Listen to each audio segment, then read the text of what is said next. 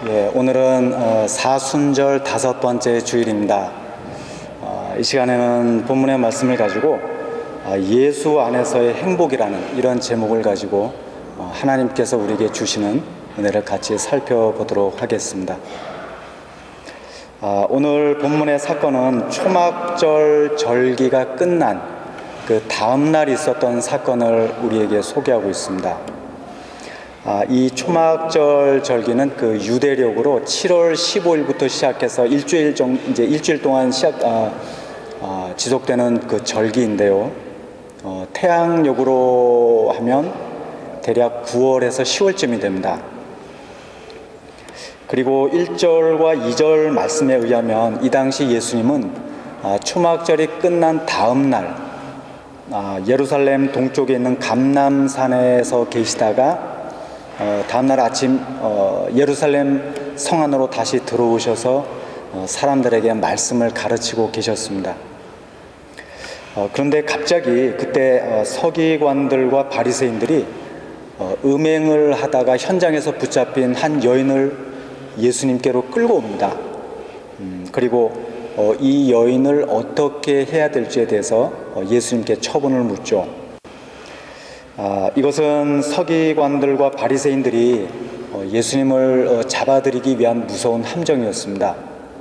그런데 예수님께서 그들의 계략을 아시고 지혜롭게 이 상황을 잘 마무리했다고 하는 것이 오늘 본문의 전체적인 줄거리입니다. 저는 오늘 말씀을 통해서 여러분과 함께 중요한 한 가지의 교훈을 나누고자 합니다.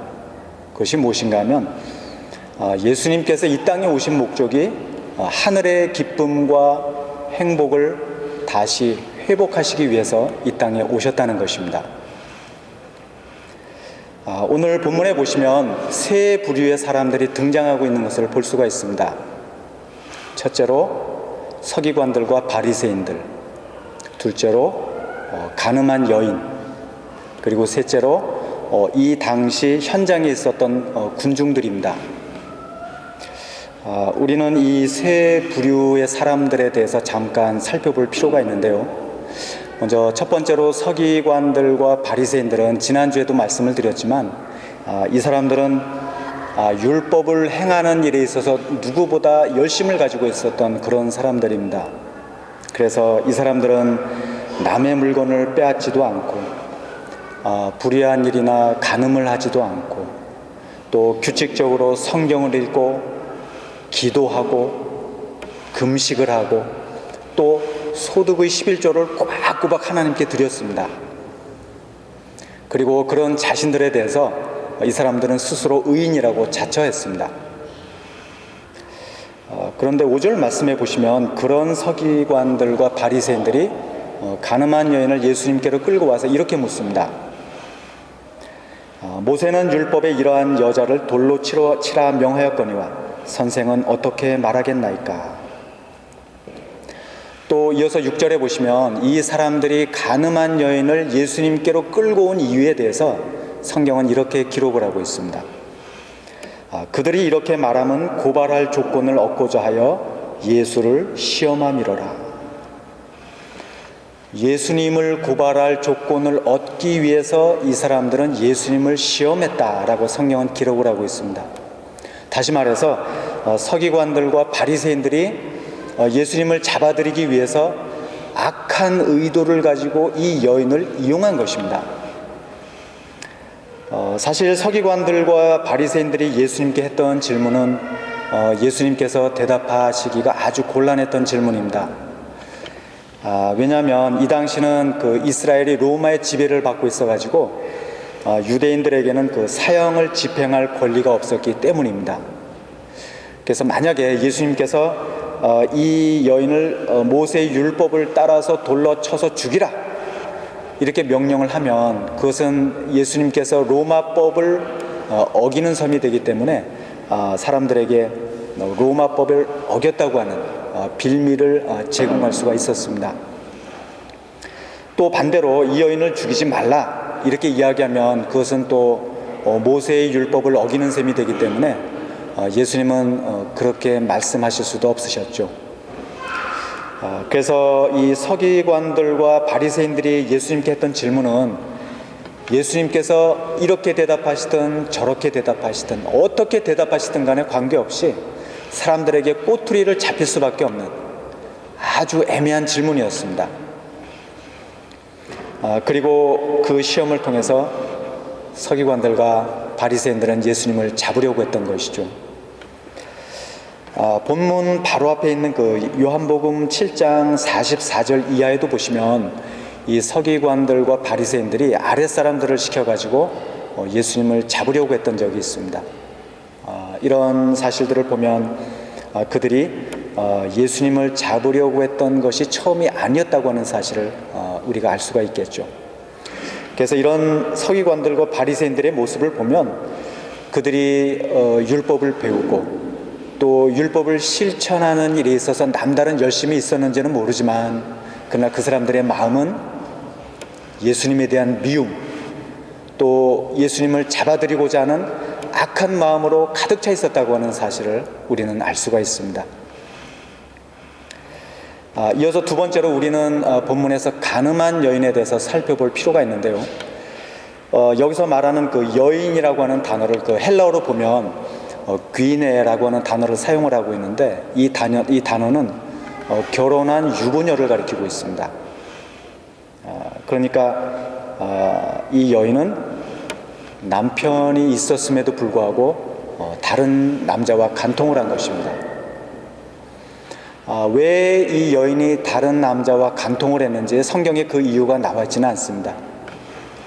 그러나 그 이유가 무엇이든 간에 이 여인이 자기 남편이 아닌 다른 남자와 간통을 했다는 것, 이것은 무슨 이유로도 결코 정당화될 수 없는 무서운 죄였음에 틀림이 없습니다.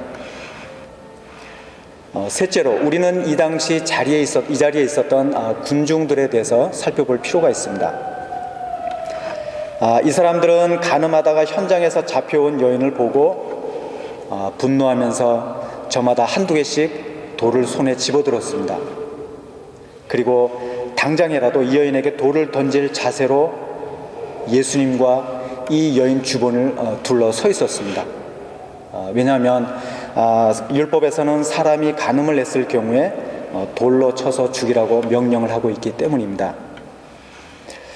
그런데 문제는 과연 이 자리에 있었던 사람들이 이 여인에게 돌을 던질 만한 정당한 권리를 가지고 있었는가 하는 것입니다. 사실 이 사람들도 보면 들키지만 않았을 뿐이지 이 여인과 똑같은 죄인들이었음에 틀림이 없습니다. 그런데 이 사람들은 자신들의 죄는 돌아볼 줄 모르고 이 여인을 향해서만 돌을 던지려고 했다는 것이죠.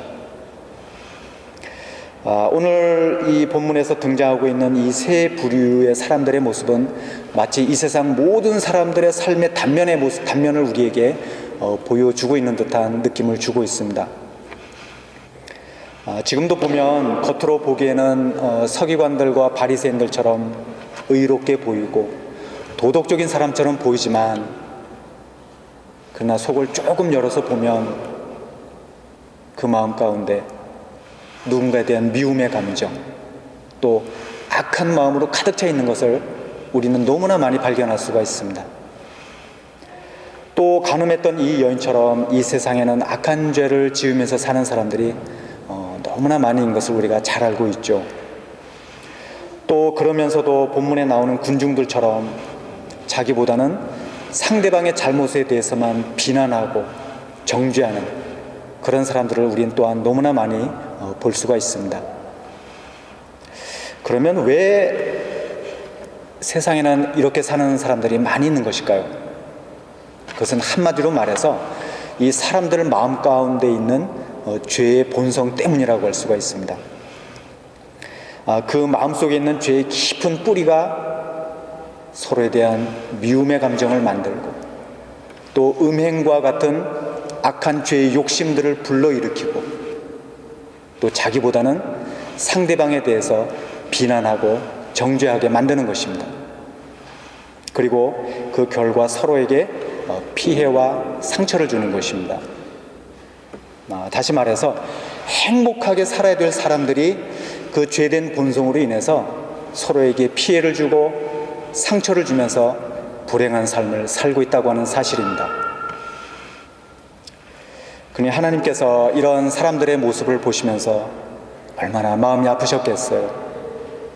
그런데 감사한 것은 예수님께서 십자가의 고난과 죽으심을 통해서 우리의 모든 죄의 문제들을 다 해결해 주셨다는 것입니다. 오늘 본문 말씀에 보시면 이 사람들에 대한 예수님의 두 가지 반응을 볼 수가 있는데요. 먼저 첫 번째 반응이 6절 말씀에 나옵니다. 그들이 이렇게 말하면 고발할 조건을 얻고자 하여 예수를 시험함이로라. 예수께서 몸을 굽히사 손가락으로 땅에 쓰시니. 서기관들과 바리새인들이 가늠한 여인을 예수님께 끌고 와서 예수님을 시험했을 때 예수님께서 보이신 첫 번째 반응이 무엇인가 하면 몸을 굽히시고 땅에다가 손가락으로 뭔가를 쓰신 것입니다.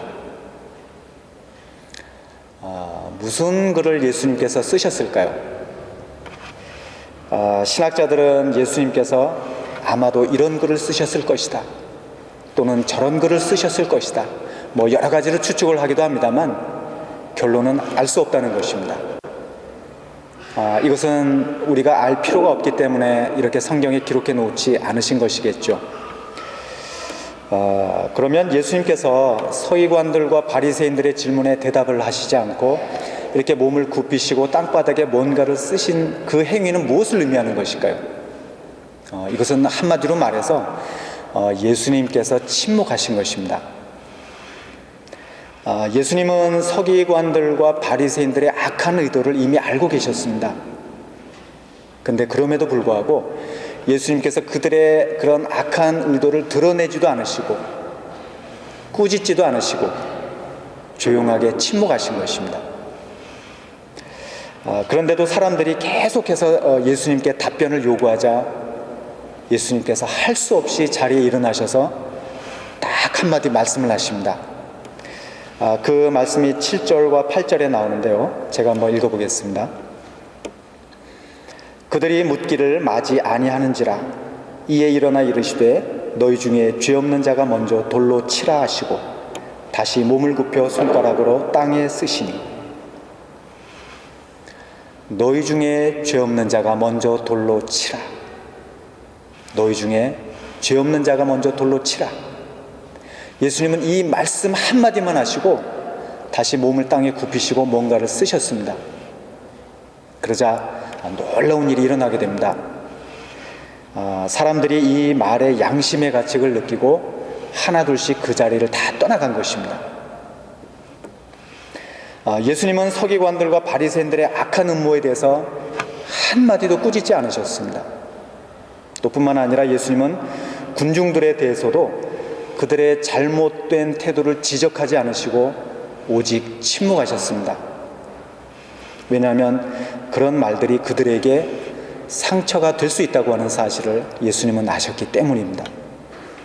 그리고 그 대신 예수님은 그들 스스로가 양심의 가책을 느끼게 하셨고 그 결과 그들은 그 자리를 다 떠나게 된 것입니다.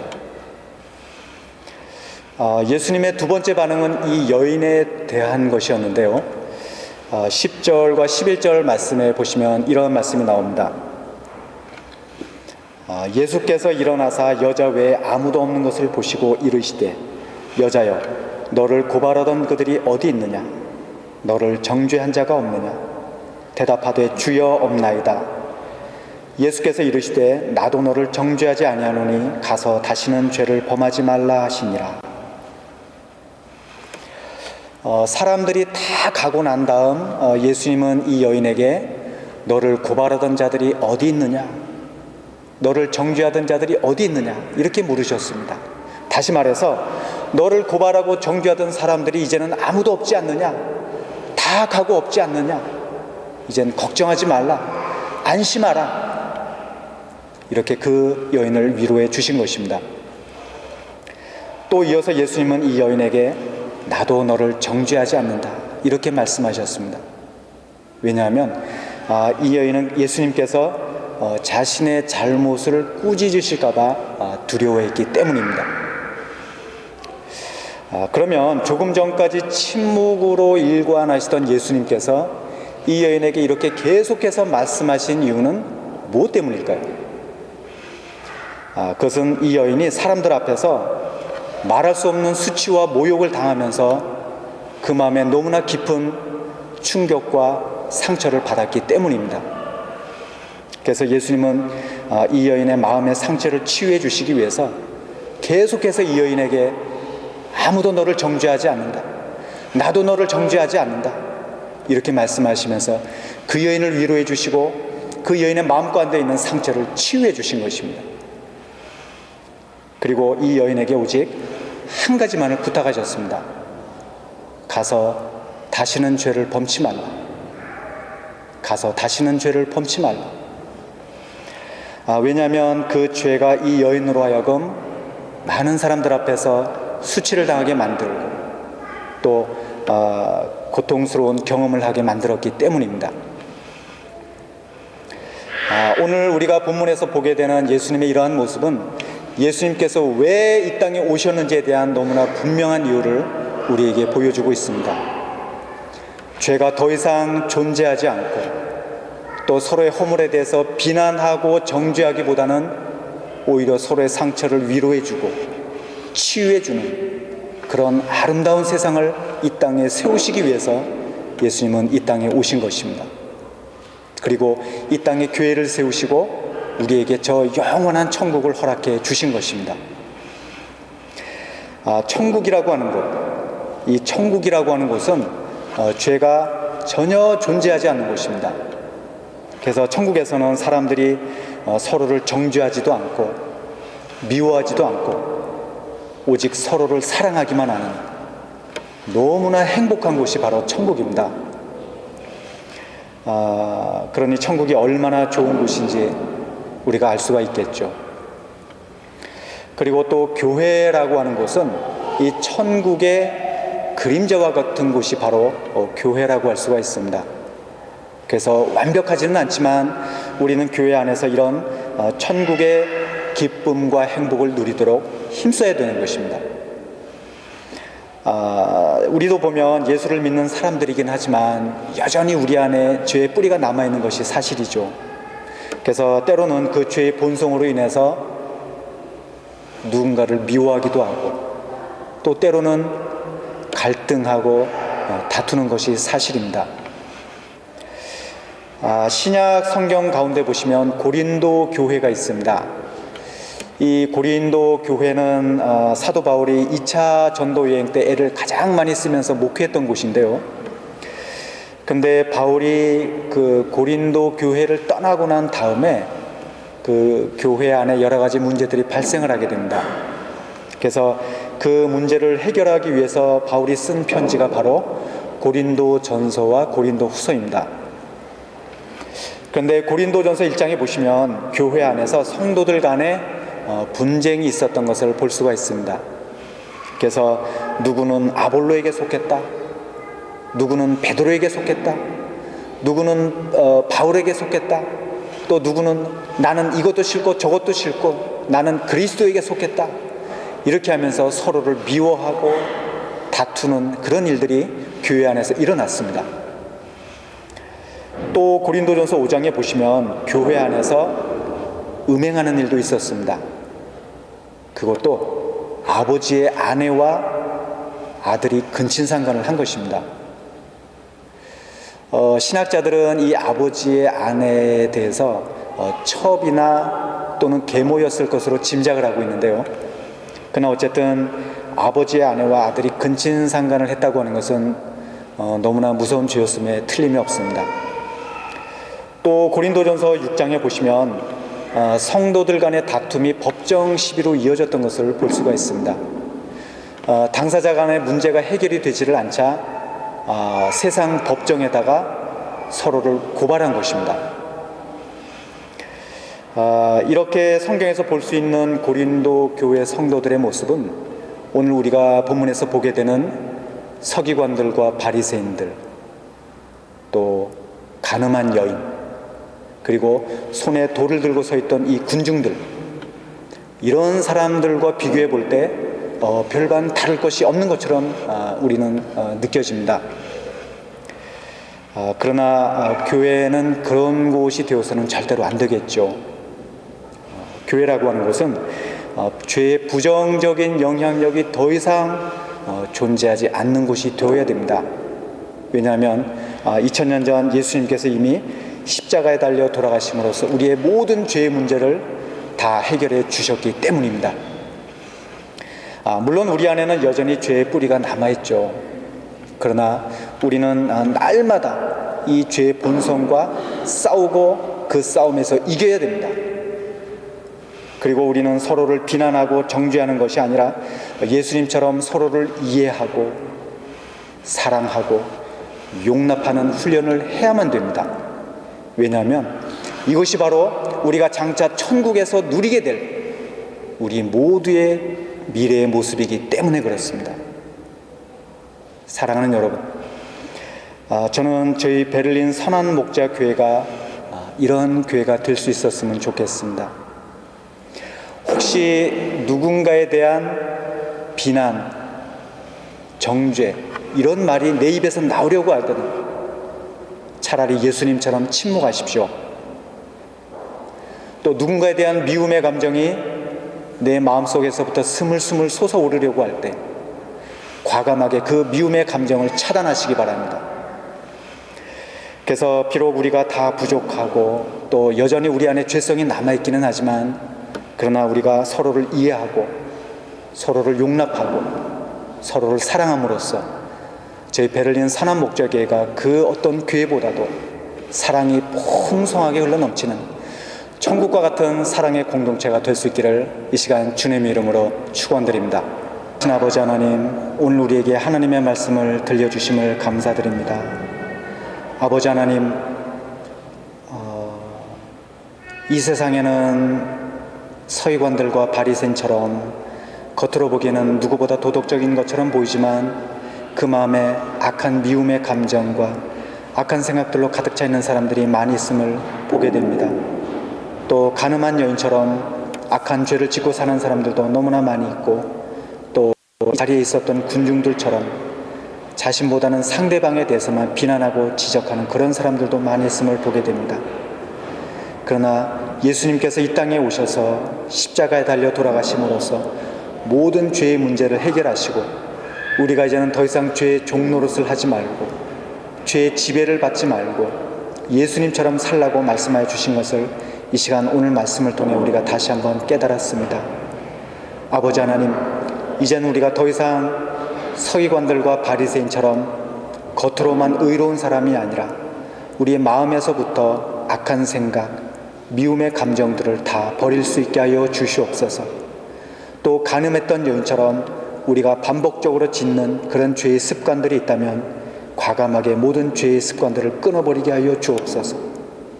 또 이 자리에 있었던 군중들처럼 나 자신보다는 상대방에 대해서만 비난하고 정죄하는 사람이 아니라 이제는 예수님과 같이 서로를 이해하고 용납하고 사랑하고 또 서로의 상처를 위로해주고 치유해 줄 수 있는 사랑의 사람들이 되게 하여 주시고 또 저희 베를린 선한 목자 교회가 이처럼 사랑이 풍성하게 넘치는 사랑의 공동체가 다 되게 하여 주시옵소서. 감사드리며 예수님의 이름으로 간절히 기도하옵나이다.